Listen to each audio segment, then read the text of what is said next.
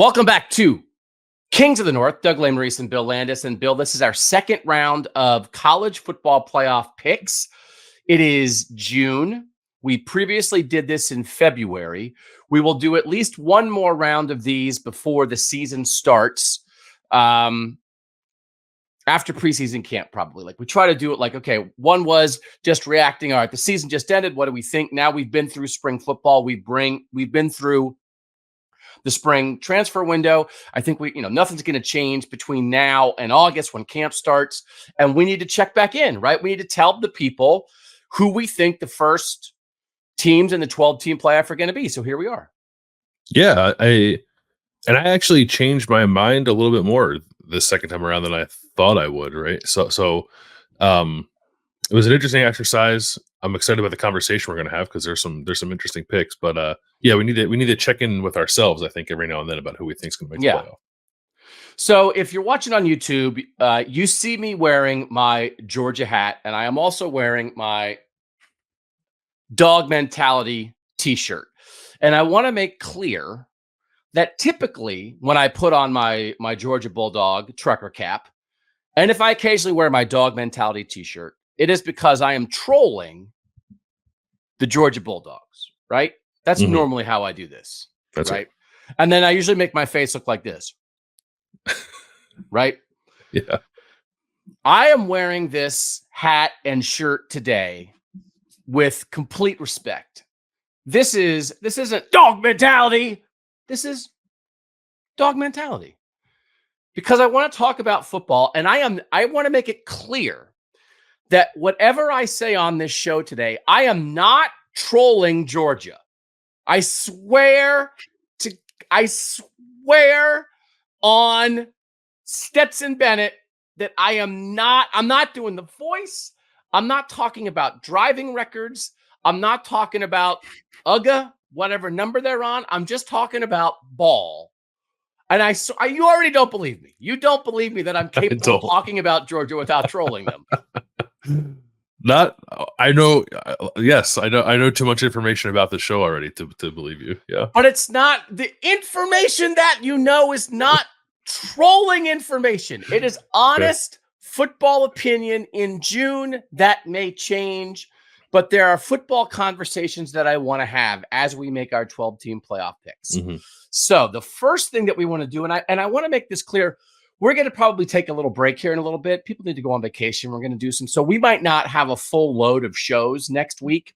This show might sit here for a little bit, and then we'll be back in mid-June. Don't worry. We might take a week off. We also might have like a special thing dropping in the feed. So if you're subscribed wherever you listen to podcasts, stay subscribed. If you're subscribed on YouTube, stay subscribed. If you're not subscribed there, but you check in time to time, maybe check in next week. But it probably won't be 2 full shows like usual, okay? Because it's summer and we got to take a break before we get into the thrust of the season here. But this is like real, and what I want to also make clear to people is that we have had some people say, hey, I wish Doug and Bill talked about all of college football. Why is it just a Northern show? I maybe have been remiss in explaining what we want this show to be. And as we reach a point where we're going to get to 5 days a week before the season starts, I often say, Bill, that this show is about Northern college football. That probably actually is wrong. And I think as we get into the season, that will make itself clear. It is a national college football show from a Northern perspective. So in the offseason, we're not going to break down LSU and Mississippi State and Oklahoma because kind of that's not what we're doing here. We are going to break down Syracuse and Iowa State and Oregon. But when we get into the season, we're going to talk about everybody because everybody influences each other. But we just want you to know that we're from the North, we're of the North, and we're bringing a Northern lens to all those discussions. So if you have watched or listened recently and thought, man, this is a lot of Boston College and Colorado and Wisconsin. How come they're completely ignoring Texas, Alabama, and Georgia? We're not going to ignore them during the season. We're not going to focus on them, but we're not going to pretend they don't exist because their existence absolutely influences the North, right? I want people to have a grasp on that when we're talking ball in August, September, October, November, we're not going to pretend the South doesn't exist. Yeah, and maybe we can do a better job of that this time of year too, right? some of the positional breakdowns we do, maybe we can add some further context to it that doesn't just tell you where they rank in the North, but maybe we can do like, okay, this is where it ranks in the North, and now here's what we think about it in the context of the entire country kind of stuff. But yeah, well, no, certainly once the season starts, we're not going to pretend like there are only 26 teams in college football. Yeah, and we also are not going to waste our time trying to be experts on Georgia, Alabama, Texas, LSU, Texas A&M, Ole Miss, and Oklahoma, but we're going to acknowledge them, and Clemson, and Florida State, and Miami, and everybody else in the ACC, USC too. So we want to make that clear. So as we have this playoff discussion, I want us to start with some Southern contenders and our view on that, because again, as we make playoff picks, we're not doing Northern playoff picks, but the context of this, we have not talked about Southern teams a bunch this offseason. And let me start with just by DraftKings. This hat's for real. I can't look at myself and think that it's for real. This is not my look, right? This is not. I don't hate it. It's not a bad look for really? you. Yeah. Okay. I got a haircut. Maybe yeah. The haircut helps. A little tighter crop on the side. Yeah. I like to keep it tight when I'm talking about the dogs, respectfully talking about the dogs. There are, I'll let you guess. On FanDuel, that was me silently counting because I can't do it out loud because I want you to guess. The Power 4 conferences plus Notre Dame, right? Those teams. On DraftKings, on DraftKings, how many teams from that group, the power schools, how many do you think are projected to have at least 9 wins by their projected win total over-unders?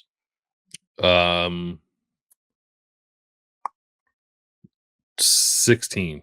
Oh, did you count me silently counting? No. Or are you just a dog? Or are you just an absolute dog? Just trying to do quick math in my head, yeah. Excellent. That's exactly it. Okay. 6 from the SEC, 4 from the Big Ten, 3 from the ACC, 2 from the Big 12, and Notre Dame. So I'm just going to lay this out real quick. In the SEC, Georgia 10.5, Texas 10.5, Ole Miss, Missouri, and Alabama all 9.5, LSU 9.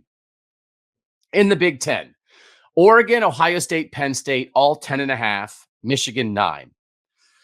In the ACC, Florida State, Clemson 9.5, Miami 9. In the Big 12, Kansas State and Utah 9.5, and then Notre Dame is at 10. So that is a shorthand of 16 teams for 11 spots, because the 12th playoff spot will go to the best group of 5 team. That is not where the conversation ends, but it's where the conversation starts. Is that fair to say? Yeah. Okay. So beyond that, now I want to dig into the SEC a little bit as we consider these playoff contenders. Overall, in the SEC, there were 6 teams that were projected to have at least 9 wins. There were 1, 2, 3, 4, 5, 6, 7, 8, 9, 10 SEC teams are projected to have at least 7 wins. Okay. Georgia, Ole Miss, Oklahoma, Auburn, Missouri, Texas, Alabama, Tennessee, Texas A&M, and LSU.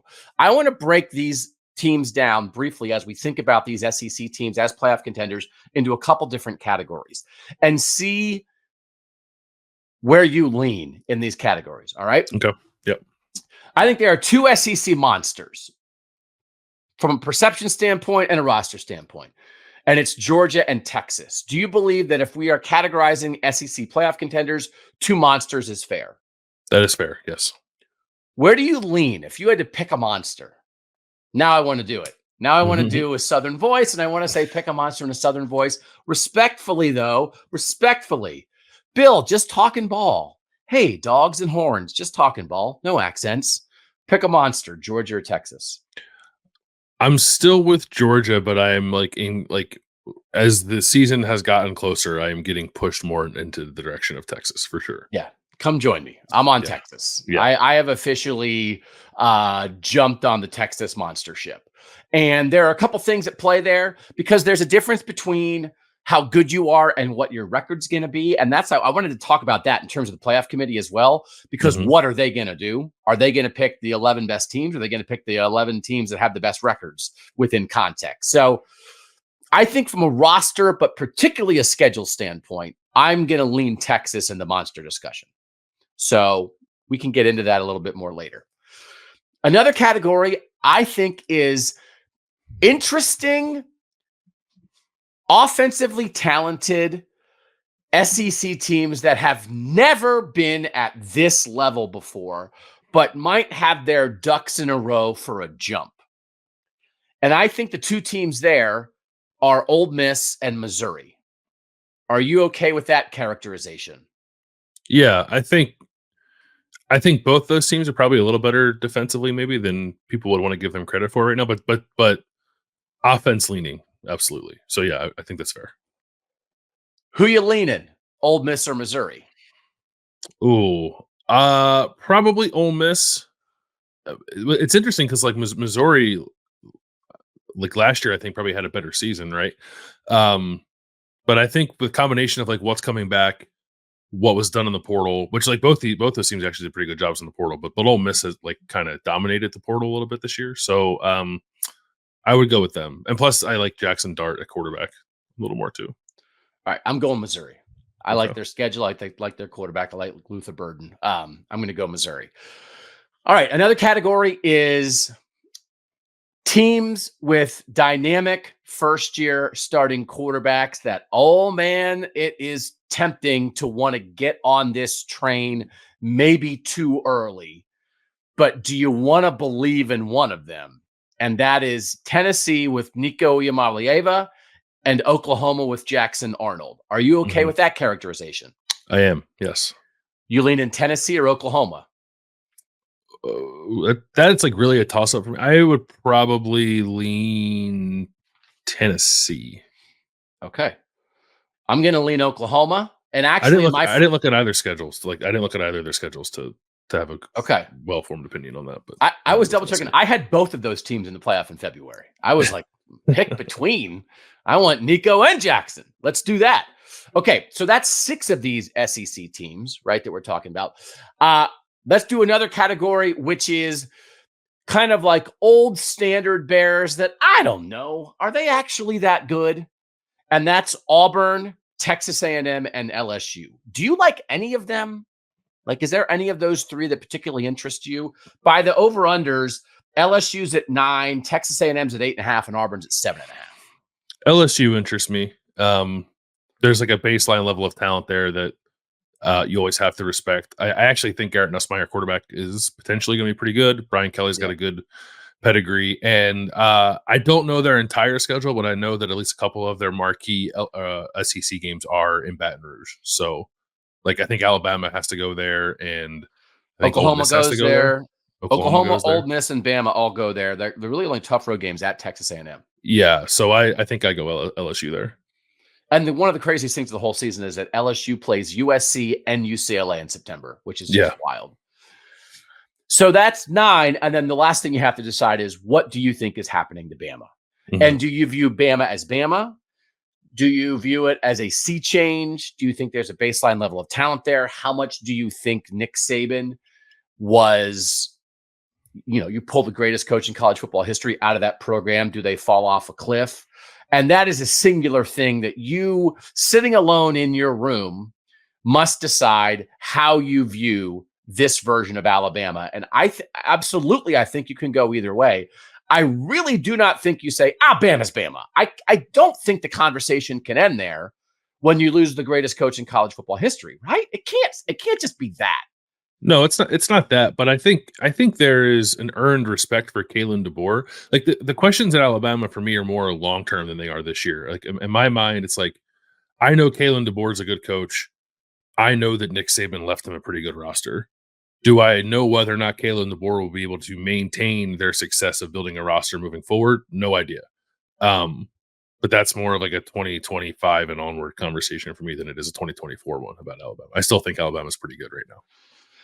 Alabama at Wisconsin. They get Georgia at home. At Tennessee, they get Mizzou, LSU, and Oklahoma at home. So I tried to go through and like all these teams that I thought kind of mattered in the SEC. I just tried to see how often they were playing each other and where they were playing each other. And we may as well talk about this here. The Georgia schedule is brutal. It is absolutely brutal, and it must enter the conversation. Georgia opens with Clemson, and then they are at Bama, they are at Texas, they are at Ole Miss. They are on the road for 3 legit SEC playoff contenders, and then they get that Tennessee wild card at home. So it is so interesting to me that one of maybe the defining thing of the regular season last year was that everybody thought Georgia and Michigan were really good, and we weren't sure how good they were because their schedules weren't that tough. Mm-hmm. Georgia's got tougher in November, and they beat some ranked teams, but I think there were it was like, still they're beating like the Kentuckys of the world kind of thing. They weren't playing Bama and Texas and Ole Miss on the road. Right. And both Michigan and Georgia, we are absolutely going to find out. But as I evaluate Georgia, you have to, I almost can't believe they did it to them. Like dog mentality. Like if there are Georgia fans, any Georgia fan who wants to complain about welcome to the new world of the SEC, why are they treating the best team in the conference like this to give them 3 road games like this? I'm actually here for that because it is wild to me that this is Georgia's schedule. It's pretty insane. I mean, it's actually kind of funny. Like the Big Ten did the same thing to Michigan, right? Michigan and Georgia kind of got shafted by conference expansion and the first year of their new schedules. When you would think that maybe there would be some sort of deference to them, as one is the defending national champ and one is the team that won the 2 prior to that. But I don't know. I suppose it's just random. But when you're sitting in those rooms generating schedules, you can maneuver some stuff around, right? If you just take a look and be like, oh, this looks like a tough slate for the Bulldogs. Maybe we'll switch one of these to a home game or something. But no, they're going to get tested. So there was a recent discussion that the SEC was putting out there at his conference media days the other week about, hey, we might have 9-3 teams that are better than 11-1 teams in other conferences. I feel like it's a Georgia conversation. I feel like they're priming the pump for, hey, we understand that what has been the best program in our conference has an incredibly tough road, but let's remember how good they actually are, because I think it's possible that we could wind up with a very difficult Georgia playoff conversation by the end of this season. Yeah. Do you think that's at least possible? Yeah, I think it's possible. Yeah. This hat's hurting my head. I can't. Is it fitted? So is it a snapback? It's a snapback. Okay. I need to snap it back. My head's grown. So let me ask you this before we start trying to get into what our playoff picks are. Mm-hmm. If Georgia loses all 3 of those road games, they lose at Texas, they lose at Alabama, and they lose at Ole Miss. Or let's say they lose to Clemson in the opener, and then they lose at Alabama and at Texas, but they beat Ole Miss, whatever. Do you think a 9-3 Georgia team is still almost definitely in the playoff? Or do you think because of what they've been, because of the way that playoff committee members, some of them I think can just think about recruiting rankings and rosters and SEC perception, do you think 9-3 Georgia would still be like, don't worry, like they don't have anything to worry about? Or do you think it's at least a conversation of, oh man, it's going to get real in that room? No, I think it'll get real. Okay. I don't know. I don't think it's a relaxing kind of thing, right? Or a comfortable situation for Georgia at all. I guess the thing, like you did mention there, they opened with Clemson, like, right? If any version of 9-3 for Georgia still has them with what would be a pretty good win, like one of the better wins in the country. Just pick one of those 4 games as the one they don't lose, and like that's a pretty good win.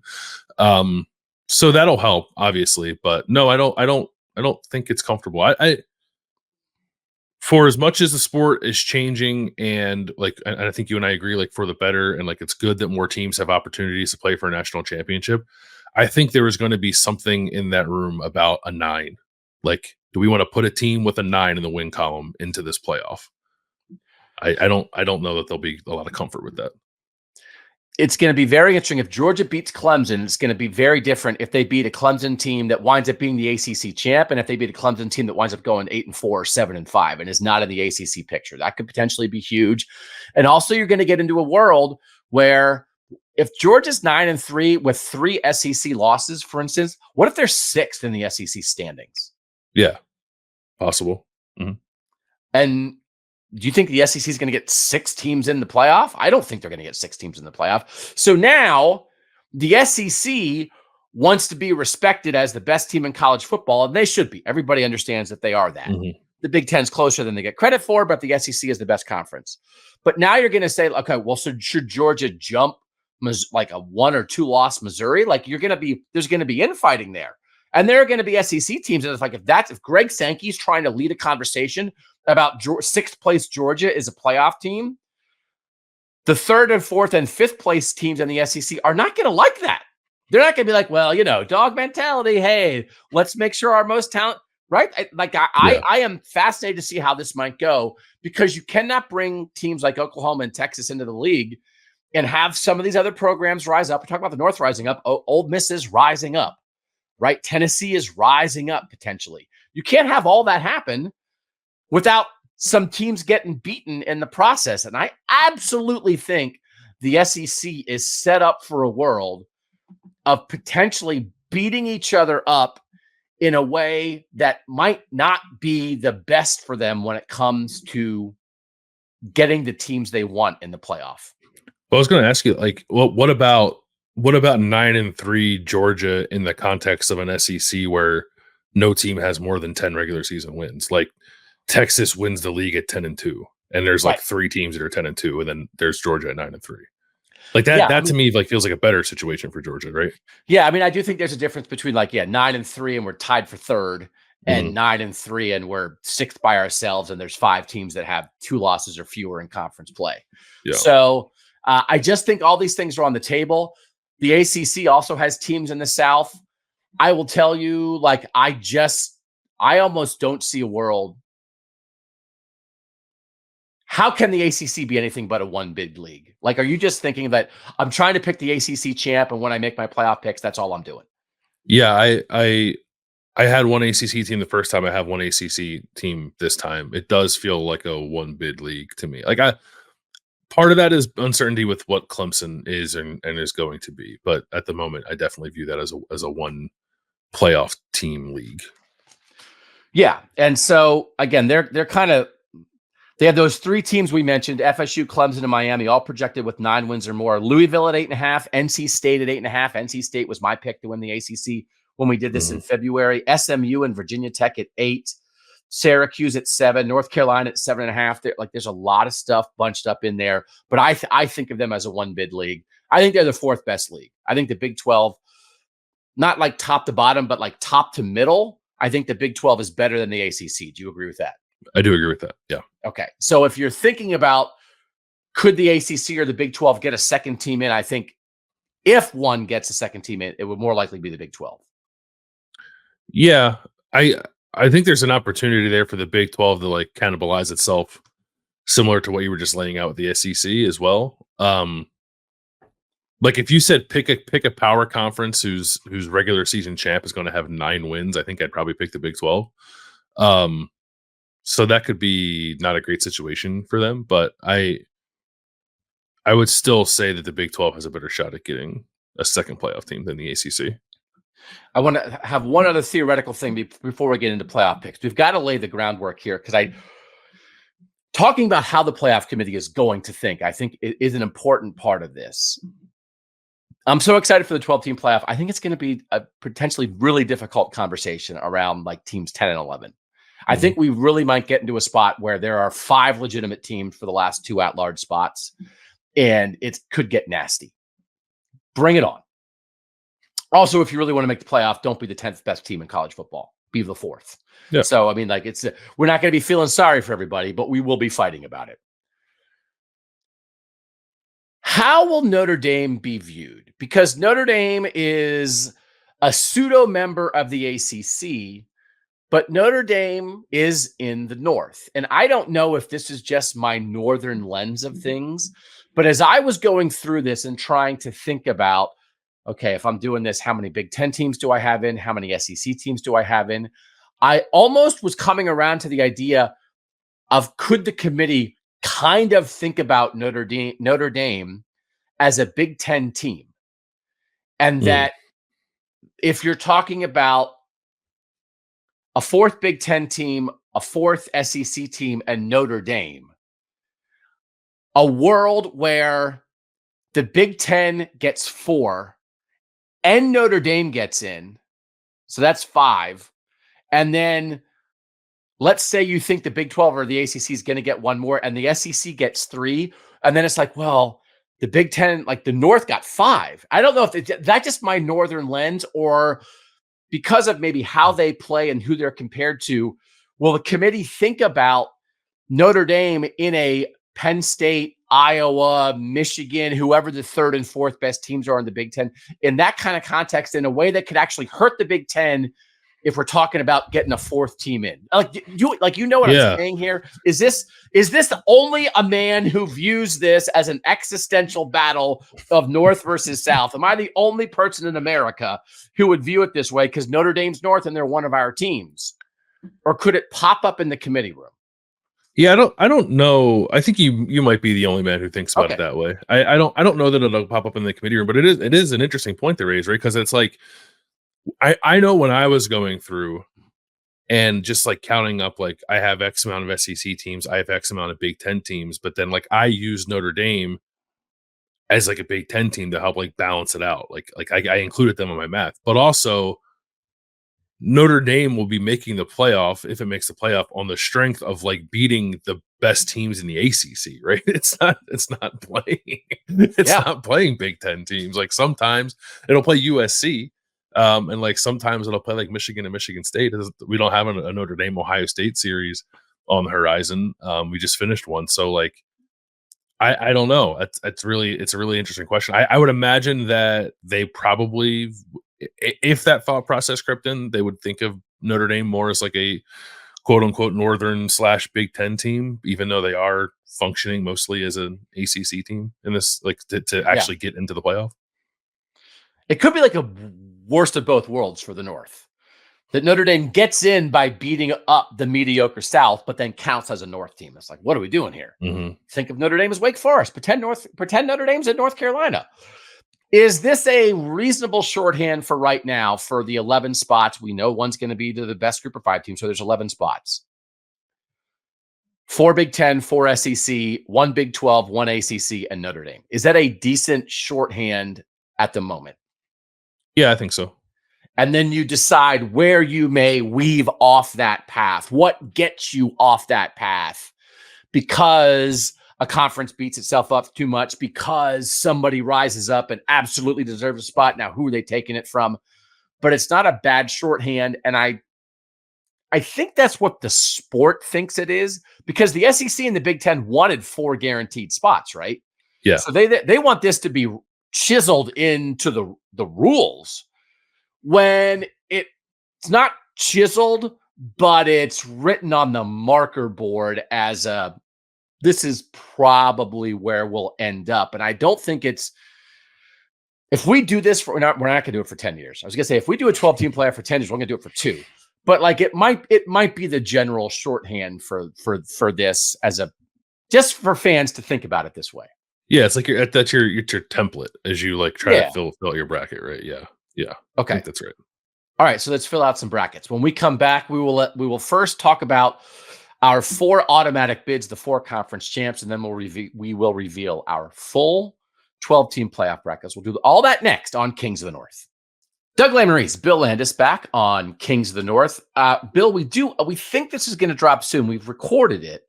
We think we're getting it ready to drop.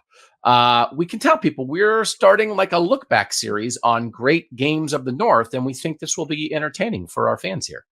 Yeah, I think so.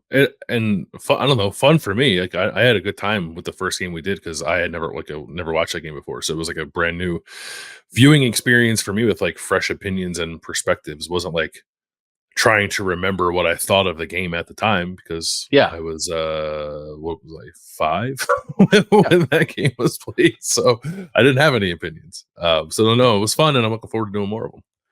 Yeah, I was a man when that game was played. Yeah, but it was 1994 Colorado, Michigan, so it's an all-time great game. We have categories. Our goal is to do these breakdowns in a really quick, interesting way, 30 to 40 minutes, hopefully most of the time. So it's not a big chunk of your day, but we want to contextualize, these programs that we talk about, like right now, what they used to be, great moments, great players, but also like what it means for the modern day. So on the horizon, maybe sooner than later, keep your eyes and your ears out for that. It'll just be dropping here in the feed for Kings of the North. All right, Bill, you can go first. Your top 4 seeds, I think, as people know, the 4 best conference champs. It doesn't have to be Big 10, SEC, ACC, Big 12, but it's hard to imagine how it won't be that. But the 4 best conference champs will get automatic, will be the top 4 seeds and get buys in the first round of this 12-team playoff. So who are your top 4 seeds as we do our playoff picks 2.0 here in June? Yeah. So my top 4 are 1 Ohio State, 2 Georgia, 3 Miami, and number 4 Utah. And that for me, if you go back to our initial picks, that's 3 of the same teams: Ohio State, Georgia, Utah, and a new team in Miami. So I have Miami now as a team in my mind that's going to win the ACC.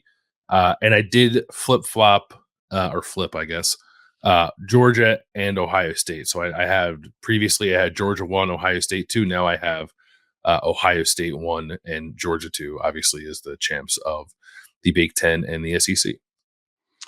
Can I ask, is that an undefeated Ohio State in your mind? Is that a 13-0 Ohio State? No, I don't have any. In my projections, I did not have any undefeated teams. Okay. So that ACC, is that a hard ACC pick for you to land on Miami, or were you pretty confident? No. So I had Florida State the first time around. I think maybe at the time I considered NC State. I have Miami this time around. I considered Florida State and NC State and Clemson, and I could see myself having a different team the next time we do this before the season. I think it's pretty up in the air in that conference. But Miami has had a pretty strong offseason. Their roster is very good. I think the questions about Miami, I think, more are about Mario Cristobal and his ability to get a team over the top, rather than like a question of whether or not Miami has the talent to get to the playoff, because I think they do. So when I talked about there's 9 ACC teams that have at least 7 wins projected for them, here are the quarterbacks of those 9 ACC teams. North Carolina, Max Johnson, who's like on his 3rd school, right? LSU, Texas A&M, now North Carolina, Max Johnson. Grayson McCall at NC State, who's also been around a little bit, right? Yep. But good quarterback, though, right? Yeah. Like, you believe in Grayson McCall. Kyron Drones at Virginia Tech. Preston Stone at SMU. Kyle McCord at Syracuse, who we've talked about a lot. DJ Uiagalelei, formerly of Clemson, formerly of Oregon State, will now be the quarterback at Florida State, taking over for Jordan Travis. Clemson, Cade Klubnik, former 5-star, is back as a multi-year starter. Tyler Shuck, who went from Oregon to Texas Tech and now is at Louisville. He'll be the Louisville quarterback. And Cam Ward at Miami. Cam Ward, who put up some big numbers at Washington State and was obviously a very attractive guy in the portal. What do you think of that collection of ACC quarterbacks? It's okay. Like I don't think it's terrible. I don't know that there's a clear-cut number 1 in that group, like an obvious one. I think maybe my preference of all of those guys you listed would be actually Preston Stone.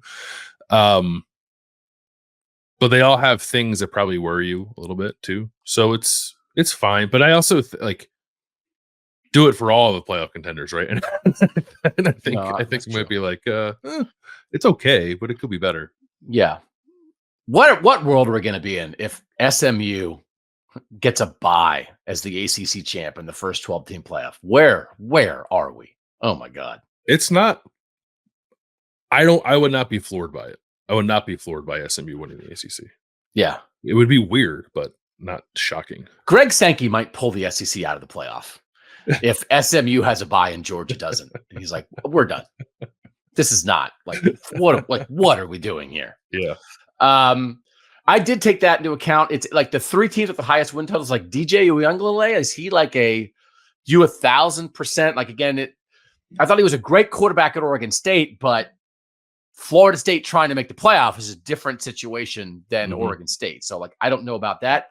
I am not 1,000% sure about the Cam Ward leap. I understand why Miami got him. I understand why a lot of teams were interested.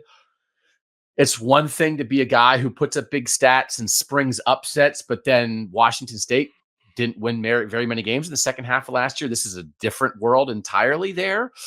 And then Clemson with Cade Klubnik, it's like, is that going to happen in a way that's like, oh, is that going to be like, it's all coming together now? If we were having a draft of ACC quarterbacks, I think I'd take Cade Klubnik first, maybe betting on that, clicking in a big way. Yeah, that's probably fair. Yeah. The thing with Cam Ward, I think, is without question the most volatile of all those quarterbacks you listed, right? Like there is a world where Cam Ward on the right day plays well enough for Miami to maybe beat anybody, but also he can throw 4 picks and Miami can like lose to Stanford. You know what I mean? Right. Like, there's just the ceiling and floor there are always well within reach, and they are vastly different. Volatile coach, volatile quarterback. Not volatile in like terms of eruption, but volatile in terms of low floor, high ceiling. And like any Saturday, anything could happen. Yeah. And in a 4-team playoff, that is not a way to make a 4-team playoff. Right. It could be a way to make a 12-team playoff. Although in the end, for the ACC, well, they weren't guaranteed anything before. You just got to get to the conference championship game. So you can't muck around, right? If you're in the SEC and the Big Ten, you might be able to muck around if you have a pretty tough schedule and lose some games and not make the conference championship game and be like, we're the 3rd or 4th best team in our conference and we're getting it anyway. The ACC and the Big 12 can't do that. You have got to get to your conference championship game. Do you think that's a fair thing? Like the 3rd place team, because probably like, and without divisions, there's no reason to be like, well, the 3rd place team was actually better than the 2nd place team. It's like you earn your way into the conference championship game. And I hope we don't get into a world with the committee where making a conference championship game and losing then penalizes you compared to the 3rd place team, because that would just be faulty reasoning. Yeah, no, I think that's right. One other point on Miami, just like, because this factored into it too. They don't play Clemson. They don't play SMU. They play Virginia Tech, but they play them at home. They play Florida State at home, although not that Miami has a tremendous home field advantage. But like really the only games I think that you kind of like raise an eyebrow at and think like that's a toss-up are probably at Louisville and Florida State. Okay. And as we said, like they're certainly susceptible to losing, I don't know, to Wake Forest or Duke, I guess. But it's a pretty friendly schedule, I think, for Miami too. They open at Florida, which is interesting because I think Florida might be maybe slightly better. I don't know. I think Billy Napier's going to get fired, so maybe not. But they open at Florida and they end at Syracuse. Miami could lose either one of those games, I guess. Yeah, okay. I was going to say, when they're playing Syracuse, please include playing Syracuse as a game that they could lose. Yeah. Okay, so those are your 4. Let's go to my 4. And I've had a couple changes too. I have Ohio State as my number 1 seed. I have Texas as my number 2 seed as the SEC champ, Utah at number 3, and I have Clemson at number 4. In February, when we did this, I actually had it much different. I had Oregon number 1 as the Big Ten champ. I've moved that. I had Georgia as the SEC champ. I've moved that. Utah stays the same, and I had NC State as the ACC champ in February, and I've now shifted to Clemson. That is a decision that I think I'm going to bet on Cade Klubnik compared to the other quarterbacks, and I did have to pull myself back from putting Syracuse here. Syracuse really has a chance to start off hot. They have a chance to be undefeated. Going into the game at NC State on October 12th. Like there's just a lot. It is a very doable schedule. And so the 2 that jump out are at NC State and then Miami at home in the season finale. And if that game at Syracuse on November 30th is the Miami-Syracuse winner gets in the ACC championship game, we don't think that's an impossible situation, right? I don't think it's an impossible situation. I do not think Syracuse has anything close to a playoff roster, but it might not matter. because of their schedule. Because of their schedule. Yeah. Yeah. Yeah. And also you're just pandering to me. You don't want to kick my hopes out from under me here in January, in June, of what this could be for Syracuse. As I said, I've come around on Texas as my SEC monster. Part of it is schedule based, and this Ohio State situation for me is lose at Oregon in the regular season, get revenge on Oregon, and beat Oregon in the Big Ten championship game in Indianapolis, which that was also my scenario. Yeah. Which is just, what does that mean? Okay, we think Ohio State, Oregon split, but by the rules, the winner of the Big Ten championship game gets the automatic bye. And I also think Texas, again, I think that there's enough good teams in the SEC all playing each other that I don't have Texas getting through undefeated. Although I don't think it's impossible for Texas to go undefeated. They're at Michigan, Oklahoma and Georgia at home, and at Texas A&M. So they don't play as many tough games as Georgia does, for instance. I do think Texas will win at Michigan in September. So I don't think that's a loss. And if I do think they're going to beat Georgia, because otherwise, why wouldn't I have Georgia up here? So could they lose Red River to Oklahoma? That's certainly possible. It's actually a neutral site game. Could someone along the line get them? I think they're a monster. I don't think they're infallible. So that's why I have one loss Ohio State as the 1 seed and one loss Texas as the SEC champ as the 2 seed. So no huge surprises here from us, right? We're just we both still like Utah. Yeah, I think we both like Utah. I thought about some other stuff in the Big 12. I'm sure you did too, because we love West Virginia, we love Iowa State. I think you have to respect Kansas and Kansas State and certainly Arizona. I don't think I'm forgetting anybody. Oklahoma State is a team that went to the Big 12 championship game last year. But I feel comfortable with Utah there. I actually have very similar situations playing out with Ohio State and Georgia at my 4. I just as a point of saying, I don't think that anyone's going to get through this season unscathed. I had Ohio State losing to Oregon, but then beating Oregon in the Big Ten championship, and I have Georgia losing to Texas and then beating Texas in the SEC championship. Okay. Yeah, no, that could be, again, if Georgia is playing all these tough road games, if they make it to a neutral site, right, but not really neutral site, SEC championship, they'll be like, oh, fine, we get somebody we're not having to play Ole Miss, Texas, and Alabama on the road, man. Woo! All right, I have more Georgia thoughts ahead because after this break, we're going to unveil our full 12-team brackets. We'll do all that next on Kings of the North. Back on Kings of the North, Doug Lesmerises, Bill Landis. We're doing our playoff picks again. Our top 4 seeds. I had Ohio State 1, Texas 2, Utah 3, and Clemson 4. And Bill, what you have for you? You had Ohio State 1, Georgia 2, Miami 3, and Utah 4. Right? That is correct. Your top 4. All right. So let's do your full bracket. 1 through 12. Who are your playoff picks as we sit here in June? Yeah, so I have a little bit of shuffling here, and I think just one new team from the last time we did this. So again, the top 4: 1 Ohio State, 2 Georgia, 3 Miami, 4 Utah, 5 I have Oregon. Do you want to go through 12, or should I do the matchups? Let's go 1 through 12 first, then we can double back on matchups. All right, so 5 I have Oregon, 6 I have Texas, 7 I have Notre Dame, 8 I have Penn State, Alabama at 9, which is a new team for me that I don't believe I had in the first projections that we did. I have Ole Miss at 10, Missouri at 11, and Boise State at 12 as my group of 5 representative. Okay, so let's see what the breakdown by conference. How many Big Ten teams do you have? You only have 3 Big Ten teams. So I have 3. 3 Big Ten and then Notre Dame. So if you want to include that in your math. So you are kicked off the show. Okay. 5 SEC teams, 3 Big Ten teams. Get out. Yeah. I didn't feel great about it as I was putting it together. I didn't feel great about it, and it can still change. I just ended up in a spot where, especially, it's at the bottom, right? So I have Alabama 9, Ole Miss 10, and Missouri 11. And that to me was just like it's 3 10-win SEC teams. And I think like in that scenario, all three would make the playoff. And I don't know.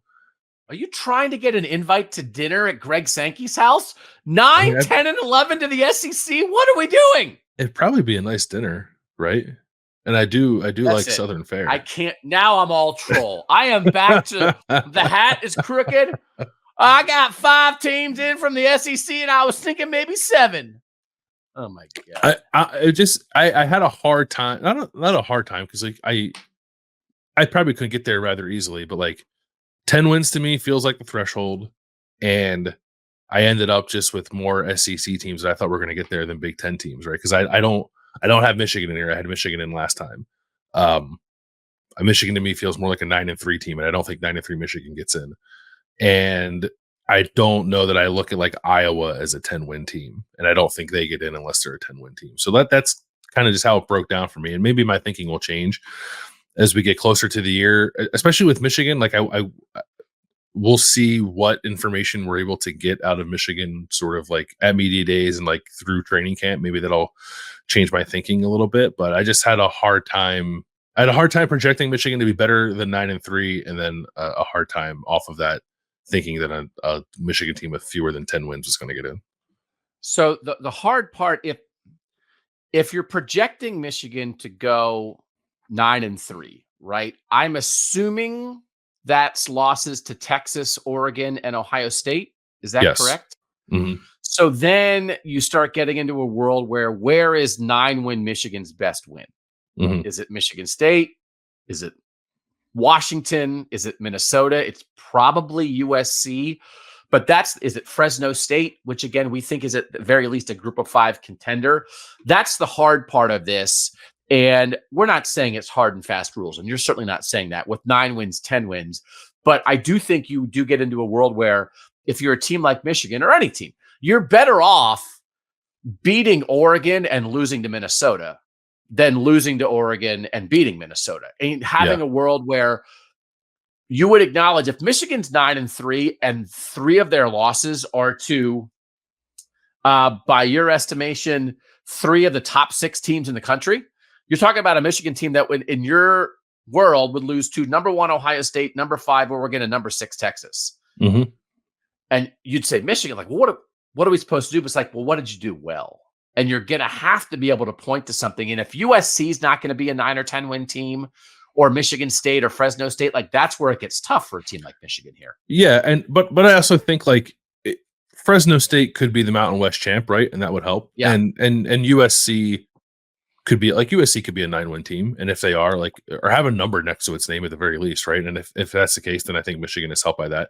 This was to me like, and I hadn't really thought about it much, but Michigan and Penn State not playing each other is like it's a big deal. It's like it removes the opportunity for Michigan to get the kind of one we're talking about, and like just creates a really favorable situation for Penn State. Like I have Penn State in my projections as I put it together as going 11-1, and I actually, as I thought more about it, I thought maybe I should have had them 7 and Notre Dame 8, because I kind of think like Penn State's only going to lose to Ohio State this year, and the rest of its schedule.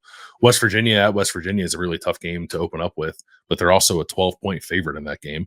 And otherwise, there's just like not a whole lot on that schedule, I think, that worries you all that much. It's not easy, but Ohio State kind of sticks out as the one kind of real test there. And then like they play at Wisconsin and at USC, but I don't know. I think today I would say Penn State wins both those games. So no Penn State Michigan matchup like drastically changes the outlook, I think, for both of those teams as far as it goes, like projecting them for the playoff this year.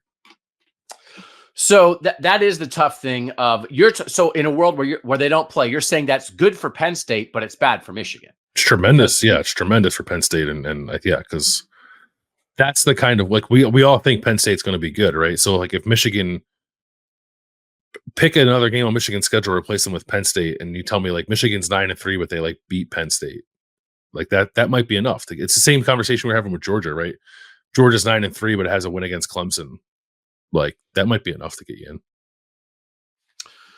Yeah, which is how it is for all these teams. It's like you want a doable enough schedule, but you also need opportunities to impress the committee, because I do think You're not going to get in if you didn't beat anybody. Actually, I have a team in that. Hold on a second, change my graphic. But right, like that's where the conversation is going to come in. Where if you have not an 8-win team, an 8-win team's not going to get in. But if you have a 9 or 10-win team that has a couple tough losses, or maybe like a weird loss, but they have like 2 really good wins, and you have a 10 or 11-win team that kind of didn't beat anybody, that's where we're going to get into a world where you can't ignore records. But I do think the committee is capable of, should be capable of, and will have teams with worse records ahead of teams with better records, even within the power conferences. Do you believe that? Yeah, I think that's right. Yeah. Yeah. So, but this is, like one of the things that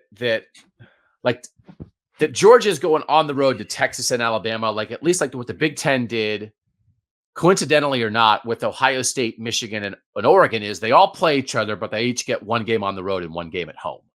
So Oregon comes to Michigan, Michigan goes to Ohio State goes to Oregon, at least. But that becomes, especially if Michigan doesn't beat Texas, like, man, that Oregon game is going to be huge for Michigan, right? Because if Michigan can beat Oregon, then you maybe are in a world where people maybe won't like this, but the Ohio State-Michigan game, both teams are in regardless. And if you're not, and if Michigan, if either of those teams, if either Ohio State or Michigan has 2 losses going into the Ohio State-Michigan game, that could be a play-in game, right? Even though I've kind of been on record saying I think 9-3 Ohio State gets in more often than not.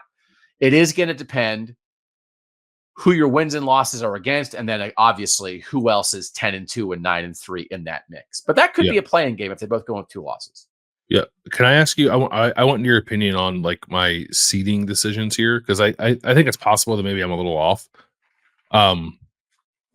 So I said I have Ohio State losing to Oregon, but then beating Oregon in the Big Ten championship, and Georgia losing to Texas and then avenging that loss in the SEC championship. You think in that scenario, 2 12-1 conference champs, that Georgia would be seated ahead of Ohio State? Given the history of, given the schedule we just talked about with Georgia, probably yes. Yeah. That if Georgia's beaten Bama on the road, they've beaten Ole Miss on the road, and they avenged their only loss to Texas, probably yes. Plus Clemson, depending how good you don't have Clemson in, but depending how good Clemson is, depending how good Tennessee is, probably yes. That Georgia schedule is harder than Ohio State's schedule. Yeah, I think so. And I think like the schedule metrics bear that out at the moment. But I didn't know, like, Ohio State beating Penn State on the road, beating Michigan in Columbus, and then like maybe, I don't know, you get extra credit for like beating a Nebraska team that ends up winning like 9 games and ends up being ranked like 23rd in the country. And Iowa too. Like I don't think Iowa's gonna be bad. I don't know if Iowa might playoff, but I think like by the end of the year, Iowa will potentially be ranked. So like I think Ohio State still ends up with probably 4 ranked wins on its resume.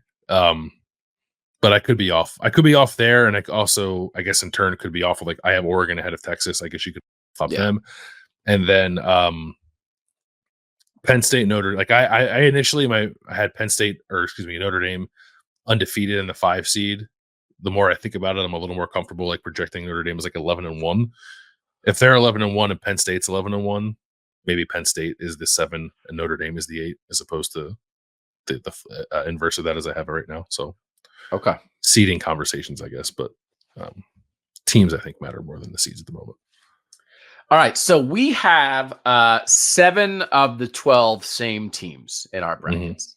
So the teams that we agree on are Ohio State, Texas, Utah, Oregon, Missouri, Notre Dame, and Alabama. And that means, not trolling. Yeah. The hat is on. This is dog mentality. Out of respect. The hat is on out of respect. It's straight. When the hat's crooked, it's troll time. When the hat is straight, it's ball talk. Yeah. So there are some Georgia people who are aware of this show. I actually think when I'm trolling, I'm just a crazy Yankee trolling the team that's won 2 of the last 3 national champs. When I'm ball talking Georgia and not putting them in the playoff, they are going to come after me. I think so.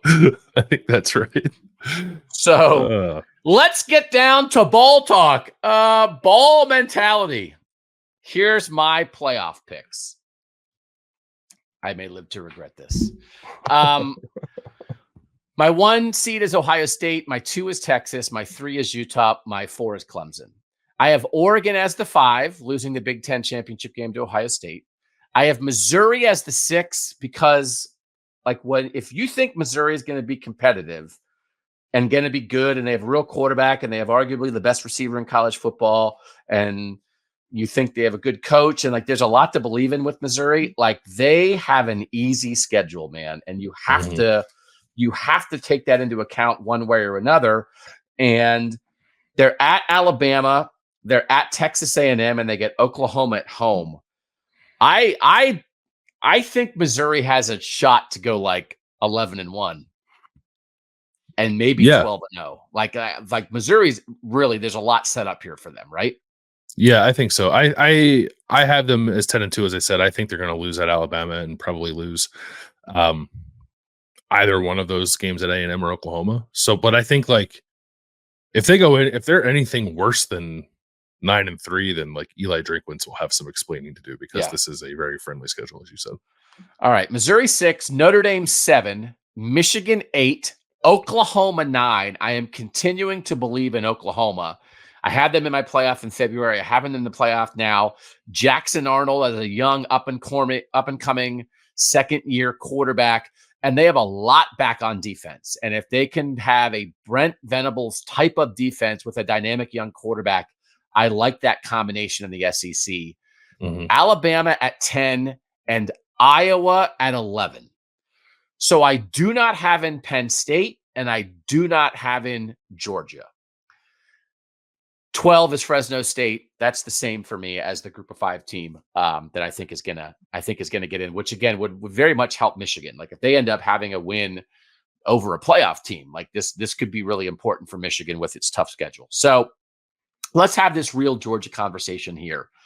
This is the thing. So I had West Virginia in my first playoff as the 11 seed. I don't have a second Big 12 team in right now.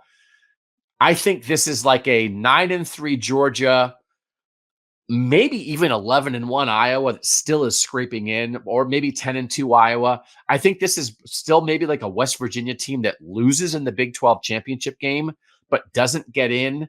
I think this is and Penn State not completely out of it. But one thing I do have is Penn State losing the opener at West Virginia. This is part of my path for Penn State not making it starts there. And so they lose to West Virginia. They lose to Ohio State. Maybe one other one gets away from them, and it's now where are you? So what's that? What? I feel that game has to be either at USC or at Wisconsin. Yeah, I probably at USC.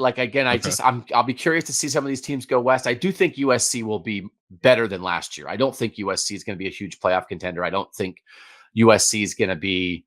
I think USC might be the 6th best team in the Big Ten, but I still think that means they can give Penn State trouble, in a game in LA. So, and I also just think, as much as there is to like about Penn State, I think there's enough. It's not like they've lost a ton of these games. They usually just beat everybody they're supposed to beat, and then they lose to Ohio State and Michigan, and that's their 10-2 season. Right. But I don't know. I just think maybe it gets away from them, or maybe just like Iowa.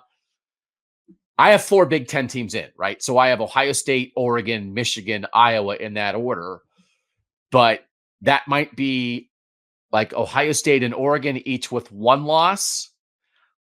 That's probably, no, I guess that can't be right. That might be Oregon with a 2nd loss, having lost at Michigan, but Michigan loses to Texas and Ohio State, right? But then, or I don't know. So there might be some specifics in here that get a little bit hairy. But I still have Oregon losing to because Oregon, you have Oregon winning against Ohio State, but then losing the Big Ten. I guess losing the Big Ten championship, but I guess losing at Michigan then potentially. Let's say that 11-1 regular season. Yeah. 11-1 regular season. So they lose at Michigan, but they still get into the Big Ten championship game ahead of Michigan. So they're higher than Michigan. So anyway, maybe all the specifics don't work out, but basically I picked Iowa over Penn State as a 4th Big Ten team, and I still have 4 SEC teams in. I just don't have 5. But what I have is Texas as the monster. I have Missouri instead of Ole Miss as that category that we talked about at the top of the show with an easy schedule. I have Oklahoma as a surprise team with a good defense and a good young quarterback. And then I initially had neither Alabama nor Georgia in. And I had West Virginia in. And I was like, okay, now I have Notre Dame and West Virginia and 4 Big Ten teams. This is too north. But then in picking between Alabama and Georgia, I have Georgia losing at Alabama. So if I have Georgia losing at Ole Miss, and maybe not, I have Georgia losing at Texas and at Alabama, and then one other game, either the Clemson game or the Tennessee game or the Ole Miss game. And I have them getting left out at 9-3 and everybody going crazy. So, but this might be 11-1 Iowa, not 10-2 Iowa getting the last spot ahead of them, because I really think that Iowa might be favored in every game it plays other than the Ohio State game, because they get Iowa State at home. Like, do you think that's possible? Yeah, I think it's possible. So they just like run the table in all the games they're supposed to win, and they lose to Ohio State, and you're sitting there like, this is 11-1 Iowa barely getting in. So it's 11-1 Iowa versus 9-3 Georgia, and I have Iowa getting the nod there. Does that seem impossible to you? I do. What's Iowa standing on? Iowa State being competitive, like maybe that Nebraska team being a 9-2 Nebraska team that they beat in the last game of the season, which we've talked about could happen again, right? But again, like, what's Georgia standing on? Like, if Georgia's like, right, exactly. Yeah. But so like, do you think? And I swear I'm not trolling. I'm really trying to make the case that I think Georgia could go 9-3, because here's why. I think Brock Bowers and Ladd McConkey have been so incredibly important as their guys to make plays at crucial situations to make their offense run. And they lost both of them, and I don't want to underrate that. And I know they have Dominic Lovett back, and I know they brought in Trevor Etienne from Florida, and I know Oscar Delp, but like, Oscar Delp is not going to be Brock Bowers at tight end. And Brock Bowers was so special. And I know they have a good offensive line, and I know they're going to have a good defense. But this is a really difficult schedule. And in really difficult games, I'm not exactly sure who's going to win the game for them. Maybe it's just Carson Beck, and maybe that's it. The Carson Beck's going to be the best quarterback in college football. I obviously don't think that if I have Georgia going 9-3. So break down the 2 crazy parts of this from my perspective. First of all, the idea of Georgia going 9-3, and then the idea of 9-3 Georgia not making the playoff. The schedule's so tough for Georgia. Like, I don't think it's outlandish to say Georgia like could go 9-3, or even that they will go 9-3. I just think they'd still win some arguments, and it'd be a heck of a thing, right, for a team with 3 losses. Let's say use your hypothetical, to be compared to a team like Iowa with potentially 1 loss and win that argument. But I kind of think they'd win that argument. Like, I think the strength of the SEC maybe would help there. Like, I don't have Iowa's schedule in front of me to know what exactly they're dealing with, but if like Iowa is trying to like go to the table with like, oh, we beat Iowa State 10-9, like I don't know that they have a super compelling argument, and so I kind of feel like 9-3 Georgia still makes the playoff. Do you think it will be acrimonious and controversial and create even more of a north-south battle if 9-3 Georgia gets in ahead of 11-1 Iowa? Yeah. It'd be great for us. Yeah. So, like, as I sketched out, like, I didn't include Auburn, but I tried to do like all the 9 other SEC teams that I think matter. I wound up with both Texas and Missouri with either 0 losses or 1 loss in the regular season. I think that's my predicted SEC title game is Texas, Missouri. So that's classic how they're Big 12, classic Big 12 matchup. We've all been waiting for it. Play it in Dallas. I have Oklahoma with 2 losses getting in, like losing to Texas and losing at Missouri, but beating Ole Miss, beating Tennessee, beating Alabama, beating LSU. Right, that's a pretty good Oklahoma resume. And then I have like a bunch of teams with either 2 or 3 losses. And like Ole Miss is in there, Texas A&M's in there, Tennessee is in there, Bama's in there, Georgia's in there. And if Georgia's losing some of these head-to-head games to Bama and Ole Miss and Texas, right? And then it's like comparisons with they're in their own conference. And if we're going to I don't know. I'm really not trolling. Because it might be a bad football argument to think that Georgia's going to go 9-3. But my argument is the defense in 21 was special. This defense will be good, but not that good. In 22, they just had really played good offense at the end of the year. This offense will be good, but not that good. And so they will be a very good team with an incredibly tough schedule and an incredibly tough conference. And all of a sudden, there's going to be 5 or 6 teams in their own conference that have better records than them. And then what do you do? So it's not only an Iowa conversation. It's like, well, what if Ole Miss has 2 losses and a head-to-head win over Georgia and is still on the fringes? Like, I don't know. I don't know. I don't think anything you're saying is outlandish. Like it all kind of adds up, and it'll be funny too. I think to see you're going to see a lot of national college football people saying the exact same thing you just said, but then like still picking Georgia to go 11-1 because they're afraid to I don't know, go against it, right? So like, but if you believe that, if you believe the schedule is as tough as it is, if you believe that Georgia's defense is going to be a little subpar against its own standard, and that like losing maybe the best college tight end we've seen in the last 15 years might actually have a negative impact on the offense, and like why couldn't they lose 3 games, right? So I give you props for picking it. I just think Georgia's going to be a little better than you do. Like it's not necessarily just defaulting to status quo. It's like I think they stand a reasonable chance of like still being pretty good, if not very good, on offense. And I think their defense is still going to be like a Georgia defense. So I think they're going to win the SEC, but I don't think it's crazy. It's crazy to like see it on paper in front of you to see a 12-team playoff bracket that doesn't include Georgia in it. But I actually think there's like sound reason to believe it.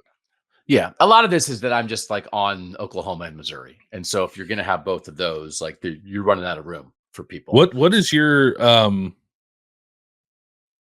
You seem rather certain. I have to cover my bald spot now because the hat affected my bald spot cover. Yeah, thanks a lot, dogs. Dog mentality.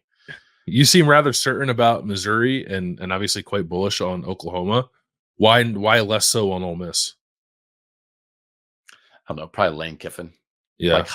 Like hype, like being a little more hype than results, and maybe just believing in Brent Venables and Eli Drinkwitz, just like putting their heads down and taking care of business. Yeah. So I think I think that's fair. It's like, I think Ole Miss has the best roster of those 3 teams. Yeah. And a similarly favorable schedule. But it's like Lane Kiffin with expectations. Like what does that look like? Yeah. And just like not, trying not to being circumspect about building through the portal and expecting immediate results in year 1. Yeah. Right. That I do think in the end, the portal is super important, but we've seen at the top end, a lot of it has been like, if you can get a guy and then like the year 2 in the system is really when stuff jumps. And so like Jackson Dart's been there, but they're relying a lot on guys who just got there. So, all right. So we did Missouri too, just like as a counter, like, yeah, Ole Miss has 23 transfers. I think Missouri added 15. They're both top 12 transfer classes by player average. So like they're both trying to do it. So no, they're like actually very similar to me, those 2 teams. Yeah. No, they don't play each other. It's kind of a bummer they don't play each other. And clearly, when I sort of was doing my category, just like that's clearly how I did some of my playoff picks. It's like, I wanted to sort of pick a surprise team with a young quarterback. I wanted to be alert to both Ole Miss and Missouri, but not put them both in. You put them both in. I have them both in. Right? Yeah. Yeah. So, okay. We didn't talk about our matchups. Just run through your 4 first round matchups really quick, just to get people excited about how all this stuff is going to look. Yeah. So the 8-9 is Alabama going to Happy Valley, baby. Oh my God. So good. Let's do that one. The 7-10 is Ole Miss going to South Bend, play Notre Dame. And then my 11-6 is your SEC title game, Missouri going to Texas. And then a 5-12 would actually be a rematch of Oregon against Boise State Yeah, they play each other the in regular Eugene. season. Yeah, Yeah. A lot of history there too. That'd be an interesting one. that's right. All right. And my matchups would be my 8-9 is Oklahoma going to Michigan, which is awesome. My 10-7 is Alabama going to Notre Dame, which is awesome. Like this again is why this playoff is getting right on campus, do or die games like blue bloods like this. My 6-11 is Iowa going to Missouri, which is not as exciting, but would be like the biggest games in the history of those two programs. Like I don't even know if that's an exaggeration, right? Like Plus, you get like similar color schemes. That's always fun. yeah, and they're right next to each other. Like people can drive. Like a bunch of Iowa's going to invade Missouri if that would actually happen. And then 5-12 is Fresno State, Oregon, which again cuts down on travel. But we each have these West Coast group of 5 teams winding up playing at Oregon in round 1. So I did change a lot, sort of, from my original projections. I had Penn State. I swapped them out for Iowa. I had NC State. Now I have Clemson. I had Tennessee in February. Now I have Alabama. I have Georgia. Now I have Missouri. And I have West Virginia. And now I have Michigan. So I had 5 of my teams change. And again, that was based off, that's not just based off nothing. That's like, again, I wasn't as high on Michigan in February, but I felt better about Michigan coming up. They've added, again, like they had secondary questions. They've added 1 million guys in the portal in the secondary. So like they've gotten a lot better there. And I'm still conflicted on Bama. And maybe if I had just done the exact same thing I did, but instead of having Bama as the 10 seed and Georgia out, I had Georgia as the 10 seed and Bama out. Would I make much more sense to you? Probably. Yeah. I think so. I think that makes more sense. Yeah. You changed more than I did too. I replaced Florida State with Miami as the ACC champ. And then all of my other teams were the same, except for I removed Michigan from my initial projection and put Alabama in there. And then otherwise, my only changes were seeding changes, but the teams remain the same. Yeah. Okay. Yeah, I'm curious. I'm curious about Penn State. So we'll change again, right? I mean, but I'm like, the thing I want people to realize is when I am wrong, I am not wrong for attention. I am not wrong for views and clicks. I am not wrong to troll. I'm just wrong because I'm stupid. So please, like, you've known me long enough to understand my motives now. Aren't my motives are pure. My analysis is flawed. Is that a fair way to think of me? Yeah, I suppose that's fair. But yeah, I would just say, like, you don't ever put an opinion out there without like really thinking about it and like gaming it out, right? Your game could be wrong. Yeah. At the end, but it's not just throwing stuff out there to see what sticks necessarily. Yeah, people are always like, "Oh, you're just doing it for attention." It's like, who wants attention where it's like, I got a ton of attention for being an idiot. For being wrong, right? Yeah. So, it's just where I am right now, and I might change my mind by the start of the season. We'll see how the dogs are looking in August. But again, it's just where I am. I'm just a man. All right. We will take a little break. We'll have some stuff dropping in the feed. So just get subscribed to Kings of the North on YouTube. Get subscribed wherever you listen to podcasts, and you'll be caught up with everything we do. And then, July will be here before you know it, and we will be out and about. Our plan is to be at Big 12 Media Days. Our plan is to be at Big 10 Media Days. And we are gearing up towards a world where by the time the season starts, this will be a 5-day-a-week show here on the Kings of the North feed. So as usual, thanks to our producer, Mike Yorosowski, who got our graphics ready for this show. I think 4 times a year, Bill, is the right thing to do this. Yeah. Like right when the season ends, after spring football. Actually, it might be 3. And then in the preseason, those are like our 3 preseason predictions, right? Yeah, we could do like maybe like a mid-year check-in too. Mid-year, yeah. Well, we might actually do it every week as part of it. If we're going 5 days a week, we might just have like a what has changed about your view of playoff predictions, because I do think people are doing top 25s and stuff. In a world where 4 teams were getting in, I think like top 25 still have a lot of value. It doesn't mean the top 25s have no value, but this is so much more important. Yeah. Right. Like, who are your 12? Who are your 12 is like, it'd be nice if it's nice to say, I think this team is the 17th best team in the country, but your 12 is what matters. All right. Thanks to you guys for making Kings of the North part of your week. For Bill Landis, I'm Doug Lesmerises, and that was Kings of the North.